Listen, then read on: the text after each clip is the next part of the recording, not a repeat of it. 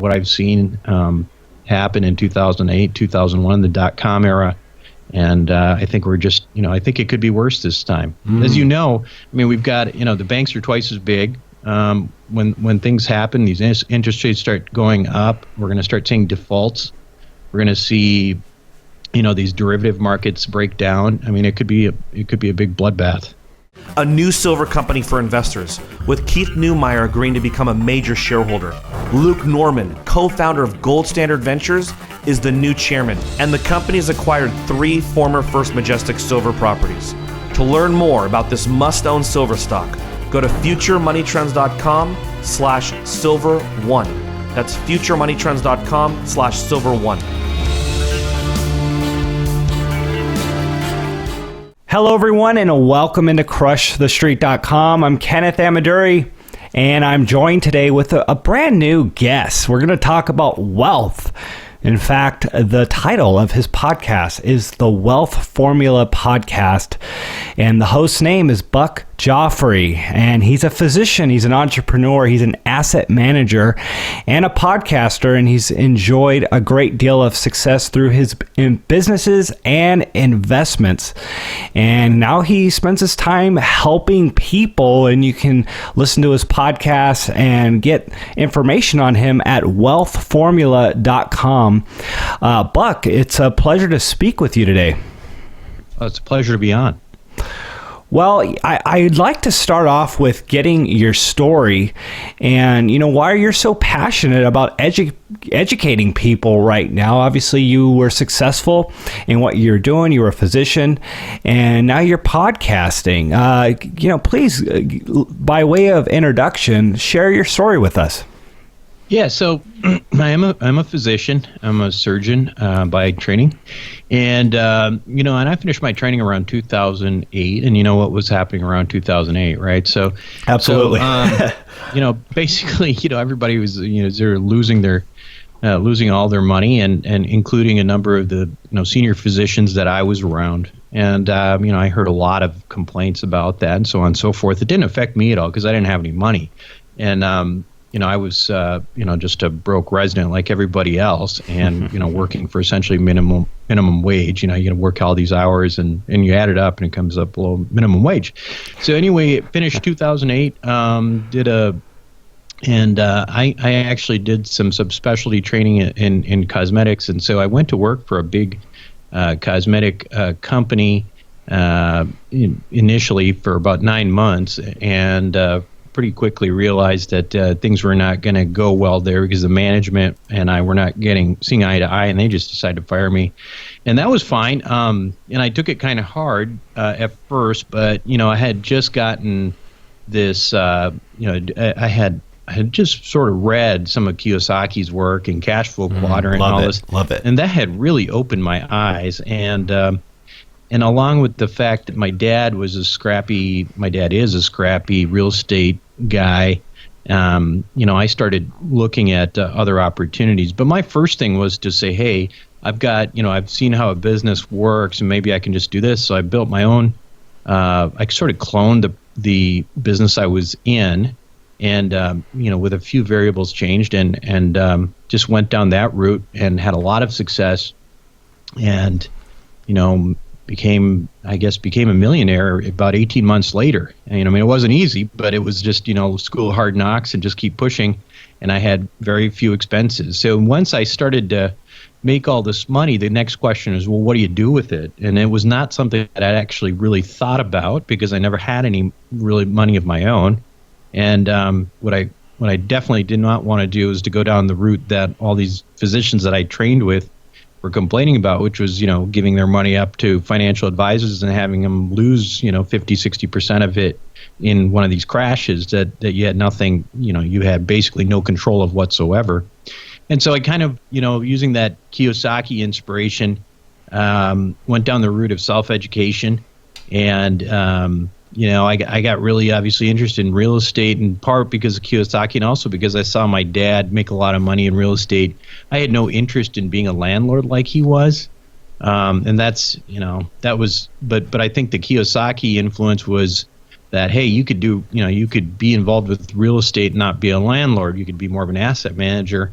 And that's the approach I took, and had a lot of success there. And started investing in a number of other things, including oil and gas, alternative energies, just a variety of things that I felt like produce good cash flow. And that's what I'm all about, is recurrent residual income. And I hate to call it passive, because sometimes it takes a little bit of work, but just money that's recurring revenue, recurring income as a way to create sort of long-term wealth. Mm-hmm. Wow, Buck. Well, hey, I really love the way you were able to rise to essentially the heap of the ashes, in the 2008 crisis. You were able to come out very successful on that. And I want to talk about, the investments that you are in, and ask you some questions about real estate. But before we do, I want to get your thoughts on the current economy. Right now, where the Dow Jones Industrial it's banging its head on 20,000. We haven't hit it yet. We're the 10th day in a row of almost getting there. But interestingly enough, market optimism is surging across the board. In fact, I read something today that we haven't seen this much optimism in the market since the dot-com peak. And you know what? Sure, it's been some time since people have been able to attempt to trust the markets, because we've had that 2008 memory baked into our minds now for so long. And people are really getting optimistic here with Trump and just the way the economy is, but to be honest with you, at least a lot of us here at Crush the Street, we tend to be a little more concerned about the underlying fundamentals when it comes to the real economy. So I'd like to ask you and get your current thoughts on what you see happening in the economy. Well, I think I tend to agree with you. I would call this what the Fed calls irrational exuberance, right? Mm-hmm. And what we've got is Trump comes along essentially as from the financial side, as this guy coming in on a white horse, and that he's going to change everything. But the reality is that you named it. You look at the numbers. You're brushing up against 20,000, the Dow Jones Industrial, but where are those earnings, and what kind of price earning ratios do we have right now? And the thing about it is that when I look at what the big players are doing, whether it's Jim Rogers, like who's on your show, or George Soros. These guys who have made all their money in the markets, they're all actively shorting the market right now. So if they're doing it, listen, I'm a physician, not an economist, but when I see guys like that behaving a certain way, it tells me something, right? So no, I'm with you. I think it's really problematic. I'm not a stocks, bonds and mutual funds guy anyway. I'm a real asset guy. But it reminds me a lot of what I've seen happen in 2008, 2001, the dot-com era, and I think we're just, I think it could be worse this time. As you know, we've got, the banks are twice as big. When things happen, these interest rates start going up. We're going to start seeing defaults. We're going to see, these derivative markets break down. It could be a big bloodbath. Buck, I couldn't agree with you more. I was actually doing some research from one of my latest posts, and we live in a society now where young people, 18 to 34 years old, are 40% at home. 40% of this group is living at home with their parents, now at a 75-year high. And when you count everyone receiving a check now from the government, it's 160 million people. If you count Social Security and just everyone else that's receiving some sort of check or benefit from the government, we're at 160 million people in a country of 320 million people. And I just see a lot of the problems irreversible. And we have to talk about ways to, again, rise to the heap of the ashes, because it's not as easy as it was 50, 60 years ago for someone to, work with a wrench and provide for their families. So, if someone like you who was able to come out of the 2008 crisis, like you said, broke. I mean, what is your advice for people nowadays? I think if you go back to history, you take the lessons of history, that the people that anytime that there are big corrections and big, cataclysmic events in economies, there are winners and there are losers. Most people are losers, but there are some people who create tremendous wealth, during those periods of times. And I think it's about trying to figure out, where that wealth might be. In my view, if you look again at historically, or the wealthiest families in Europe over time, these are families that have been wealthy for thousands of years now. What makes them wealthy? It's not a portfolio of stocks, bonds, and mutual funds, right? I mean, it's they own stuff. They own gold. They own precious metals. They own real estate. They own land. They own things. Because what happens is, in these types of situations, a lot of times the only way to get out is via some sort of hyperinflation mechanism, right? And it's hard to keep up with that if all you own is paper. And that's my philosophy. I think that, when I look at what's going on in the economy right now, the only way that I can make sense personally, and again, I'm not an economist, but just looking at the mess that we're in right now, how can you continue to pay the debt? How can you continue, to have an economy that's not growing but still manage not to default on sovereign debt? The only thing you can do is inflate, right? Right. So, and if you're going to inflate, in my view, the thing that makes the most sense is to just own things and kind of rise with the inflation. Right. Now, again, excellent advice right there. Buck, let's talk about those things that you own here. Real estate. Interestingly enough, that is one of the things that has gone up significantly since 2008, 2009. It's reflated in many ways. And now with interest rates on the rise, we're seeing the amount of people who are able to qualify for mortgages or refinance just absolutely fall off a cliff. And what is the scenario right now? Where's the opportunity in real estate in this current environment? I think the opportunities are there. I think they're definitely not the way they were a couple years ago. And I think the thing that worries me is that when you look at the properties that are selling, I think that the properties are selling for sort of stupid money. And you take, for example, a market like Dallas, which I think is a fantastic market for multifamily. And you've got I'm looking at a bunch of deals and trying to underwrite these deals, and you've got properties that are C class, C minus, that are selling at cap rates of around 5. Wow. And these are properties that were selling at 7.5, 8, even just a couple years ago, right? But people are, again, it's that irrational exuberance. It doesn't just go in the stock market. It goes to all assets. And the problem is that everybody's kind of gets a little bit greedy, and they start looking at deals and they want them so badly, and they want to make them work, so they'll underwrite them so that they'll work. I think that's the danger we have in real estate right now. But to your point about, what do you do in this? Well, unfortunately, one of the things you do is, you're very selective, so you may not get as many opportunities.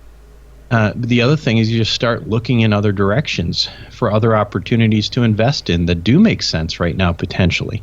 And, that's what I've been doing. I mean, I definitely, I still have an analyst underwriting deals, 30 deals a week. But if nothing works, we're not gonna start, buying things for too much.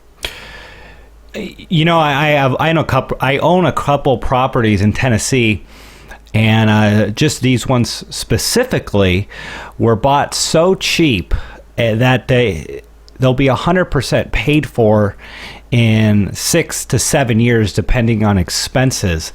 And just that alone gives me the confidence, like, okay, even if it goes down 50%, over the course of not that many years, I get 100% of my money back, and the rest of it is gravy, even if the properties go to zero. And for me, that was an example of a no-brainer because of just the way the numbers worked out, regardless of what property values actually did. And is that kind of what you're talking about with just being very picky and making sure the numbers work out for people? Yeah, I think that's right. I mean, listen, there are still opportunities, and especially I think if you're willing to go into secondary markets, you're talking about Tennessee. I think people are still doing deals in Tennessee. I think it also depends on how big a properties you're talking about, right?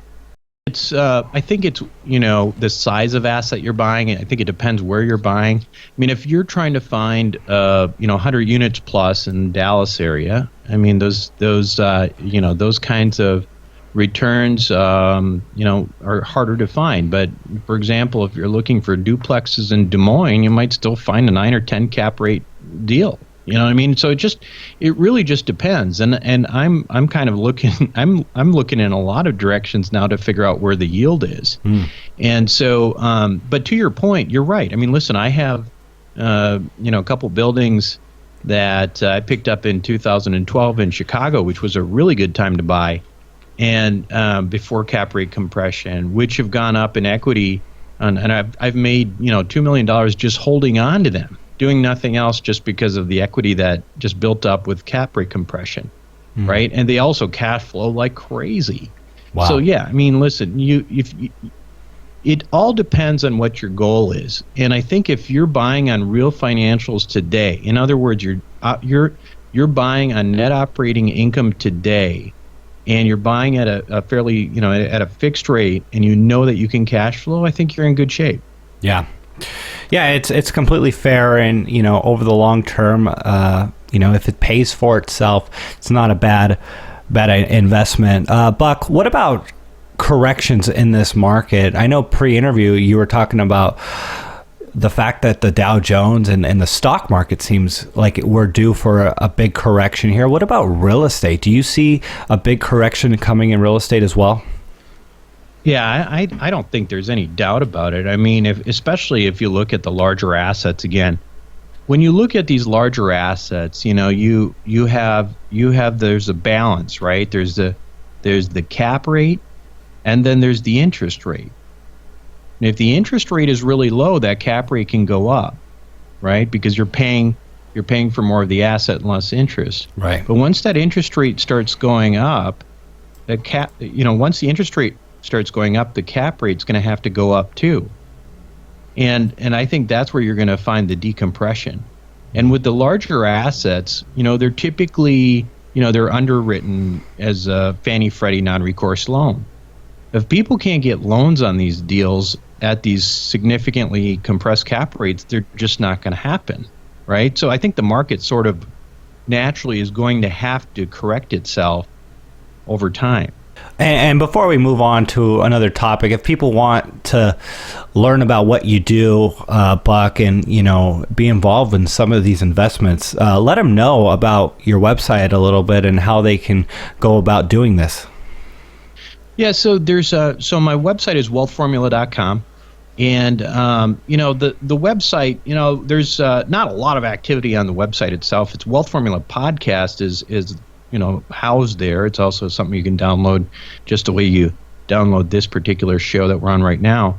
But one thing that you can do if you have interest is I have something called the Investor Club. Now, this is for accredited investors, people who make $200,000 to $300,000 a year, depending if you're filing jointly or alone, and have a net worth of $1 million or more, not counting your own residence. And what we do in Investor Club is, first of all, it's a community. So we have to get to know each other, and we have to have some established relationships. But one of the benefits of it is that it's a place where I'm always out there hunting deals. I'm always looking for deals, and some of them are going to be deals that maybe I sponsor.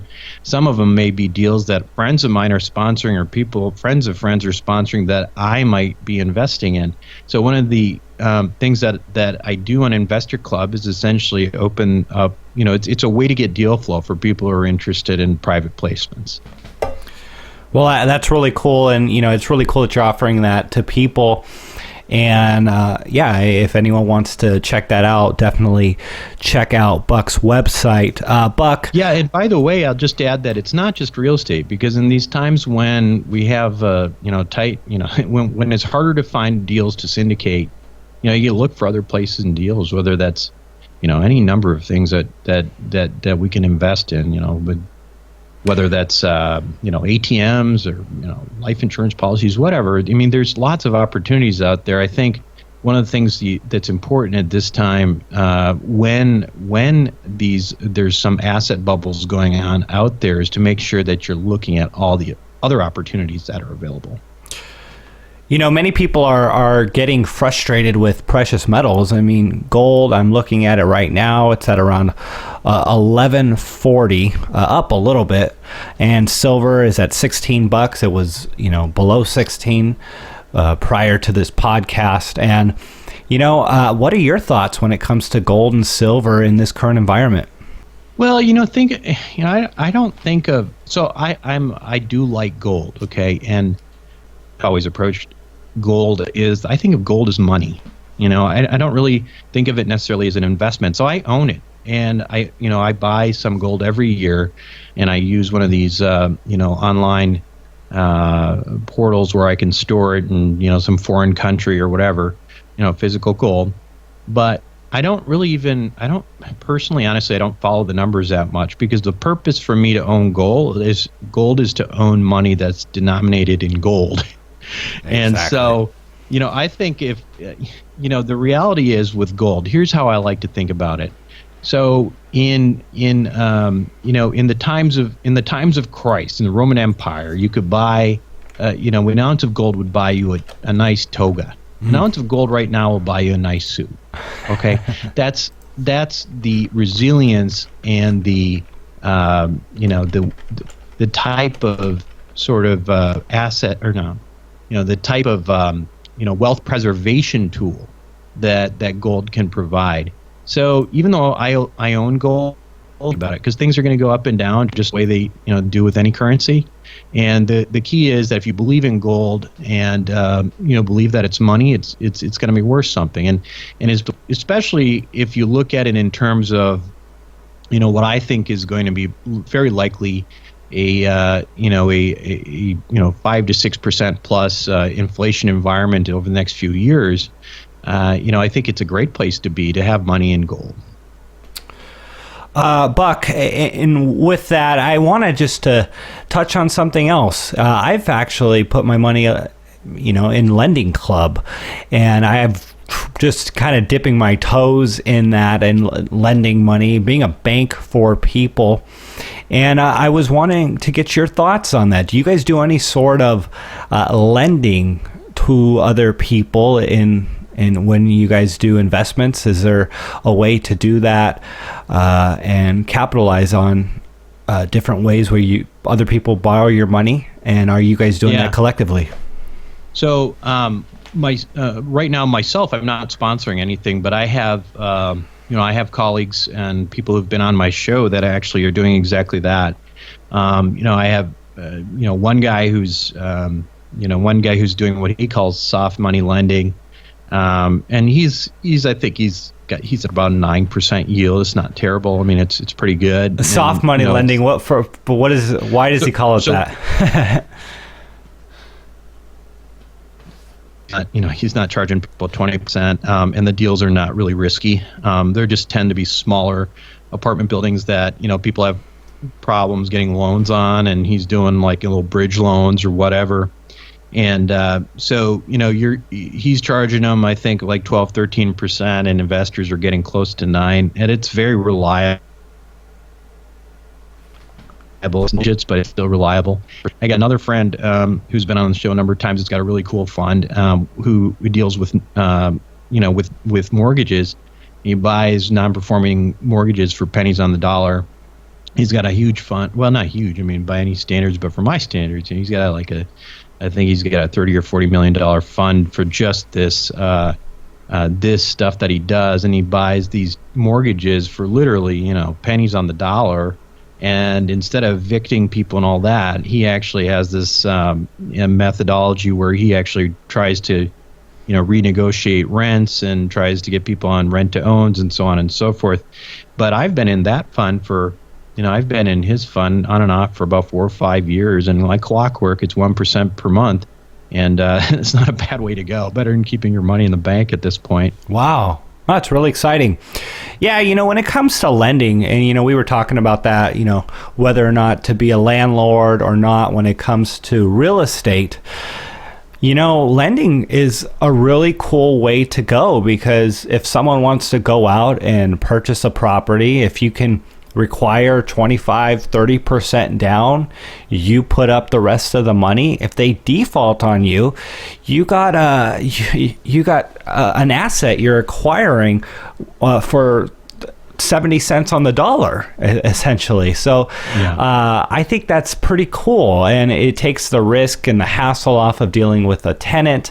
And then on the flip side, if they pay it, you can charge pretty decent interest rates. 9 to 12%.